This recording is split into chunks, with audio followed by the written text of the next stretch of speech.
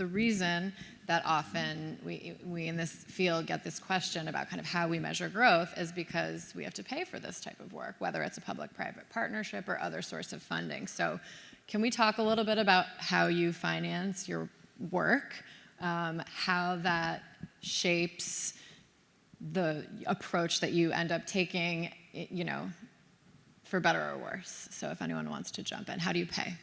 These things are sometimes hard to pay for.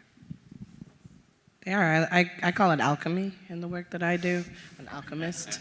I think one thing at the collaborative, because we're only doing schematic design, it's probably a little easier for us to get our piece done. Don't get me wrong, it's still really hard. But really the major burden is going to be on our clients, right, to have to move the project forward. And I think we have lots of examples of successful clients. We have lots of embedded partnerships and relationships with a lot of the major funders in the city. We can do one-to-one handoffs. So, but it's a political game, right? You have to be close to your council person. You have to go lobby the state politicians to try to figure out how to get the best money or write a really great grant proposal, and all of that has both a human capital, it has a financial capital. It takes a lot of time and skill, and so obviously more resourced organizations have much easier time getting that work done than those that are less resourced. And so oftentimes the landscape doesn't quite seem as equitable as the projects that are being created are. But we have success stories that we can point people to. We've got one on the stage with Jerome Shabazz and the Overbrook Environmental Center, which is one of our big shining stars in the collaborative's portfolio. But it's not easy work, and I would actually say that is probably one of the hardest things to do. Shameless plug, our fundraiser is next Tuesday. And you can all go online right now and buy tickets. And sponsorship doesn't close until Friday. Ours is easy. We're trying to figure out how to make it more sustainable. Essentially, myself or an event seeds a project, and then we go out to public and private funders to fund it. The majority should be funded by the public sector because it's public property, which the majority is. But to give like an example of why it's not the most sustainable approach, but we're constantly trying to figure out how to do it is. People talk a lot about community meetings, and we do sort of, a lot more community meetings than most organizations. I think that's sort of our competitive advantage. At VER, I think before we actually sat down and ever had a conversation with architects or designers or landscape architects, we might have had 4 events where we had to pry or convince the architects, the designers. Sometimes we had to fly them in to come in, go bowling one time, to play in a basketball game, to do a barbecue, all just to get the community and the designers to get to know each other and trust each other, and then go into those sort of standard community meetings where you start to talk about design. So, when you're paying designers $250 an hour to run design sessions, but then you got to pay them, to play in a basketball game. It's not the most sustainable model, but our value proposition is you're going to get a much better design when you do that, and I think the proof is sort of in the projects we've done so far. Great, and let me put a different spin on this for Jerry.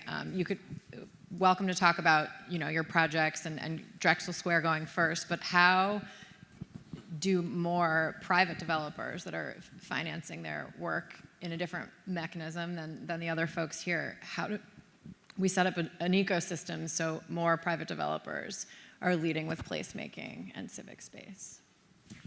That's for me? Yeah. It's hard. Whether you're funding it yourself or you're trying to raise foundation money or public money, it's a challenging process because there's still elements of the funding world that don't prioritize public spaces as a priority in their funding chain. And I think there still needs to be a lot of work to be done on that. I think from Brandywine's standpoint, we've been pretty fortunate where when I take a look at the money we spent on Sierra Green, which is a 1.1 acre park that we built on top of a parking garage, That cost about $11 million to do. It was done in partnership with the water department of the city of Philadelphia, first blue water system. And for us, it was about doing the development we were doing on the west side of the Schuylkill River. It was very much of a pioneering location. So we really had the capacity, because of the size of the developments we were doing, to self-fund some of those public space. So when I take a look at Sears Center South, which is where FMC Tower and Evo is and some of the restaurants, I mean, that's about a $700 million investment. So for us to spend $11 or $13 million in total to kind of create a public space, as a percentage of total cost, was not that significant. So that was a unique circumstance.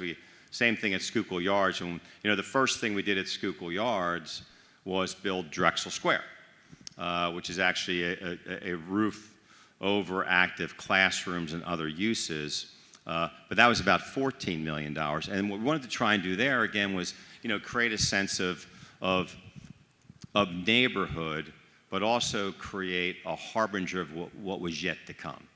So a lot of my real estate friends would say, why would you ever build a park on what's probably the best building site in Schuylkill Yards? I think from our standpoint, it came down to the simple thing of trying to create a whole new reality. So what I wanted was when people walked outside the west portico of the 30th Street train station, and for decades they saw nothing but gray and trash and broken lights, that they'd walk out and see something completely different.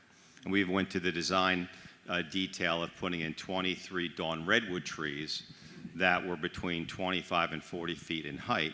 Each tree weighed between 18 and 21,000 pounds, had to be trucked in, craned in, set in place, because we really wanted to try and use the public space to deliver a message that there was quality yet to come. And as part of that design process, got the community groups involved. We do a lot of programming at Drexel Square with community groups and with different nonprofits to try again create a sense of place. So scale and development is important. The problem a lot of real estate developers have is they're typically doing one building at a time.